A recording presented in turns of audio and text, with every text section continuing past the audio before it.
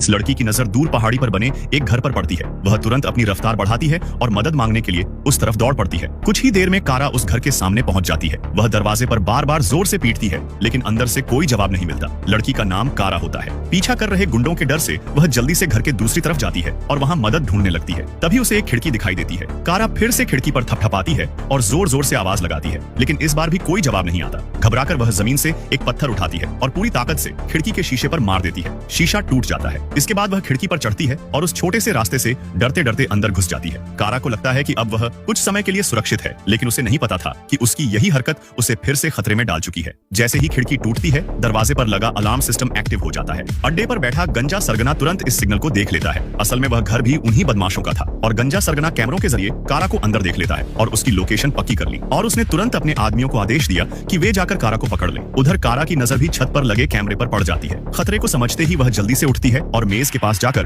खुद की सुरक्षा के लिए एक चाकू उठा लेती है। सच में कुछ ही मिनटों बाद दो बदमाश गाड़ी लेकर उस घर के पास पहुंच जाते हैं। खतरा पास आते देखकर कारा जल्दी से घर के अंदर इधर उधर दौड़ती है और छिपने के लिए एक जगह ढूंढ लेती है। उधर जैसे ही वह छिपती है, बाहर से दोनों गुंडे गुस्से में घर के पास आ जाते हैं। चालाकी से वे दो हिस्सों में बंट जाते हैं। एक गुंडा बाहर चारों तरफ तलाश करने लगता है, जबकि दूसरा हाथ में चाकू लेकर घर के अंदर घुस जाता है। जैसे ही कारा को उस गुंडे के कदमों की आहट सुनाई देती है, डर के मारे वह बिल्कुल चुप हो जाती है। उसकी हालत ऐसी हो जाती है कि वह सांस तक धीरे लेने लगती है ताकि उसकी आवाज किसी को सुनाई न दे। फिर वह धीरे धीरे सावधानी से दरवाजे के पास पहुंचती है और उसे आराम से खोलती है और बाहर निकलने की कोशिश करती है, लेकिन तभी लगभग दूसरे गुंडे की नजर उस पर पड़ने ही वाली होती है। किस्मत से वह समय रहते संभल जाती है और खुद को छिपा लेती है। कारा अपनी समझदारी से घर के अंदर छिपते छिपाते दोनों गुंडों को चकमा देने लगती है। काफी देर तक खोजने के बाद भी जब गुंडों को कारा नहीं मिलती तो वे भी हैरान होने लगते हैं। इसी मौके का फायदा उठाकर कारा जल्दी जल्दी घर से बाहर निकल जाती है। वह कार लेकर भागने का सोचती है, लेकिन उसे चाबी नहीं मिलती। तभी वह देखती है कि दोनों गुंडे घर से बाहर आ रहे हैं। यह देखकर कारा तुरंत झुककर गाड़ी के पीछे छिप जाती है। कुछ देर बाद उन दोनों को लगता है कि लड़की यहाँ से भाग चुकी है।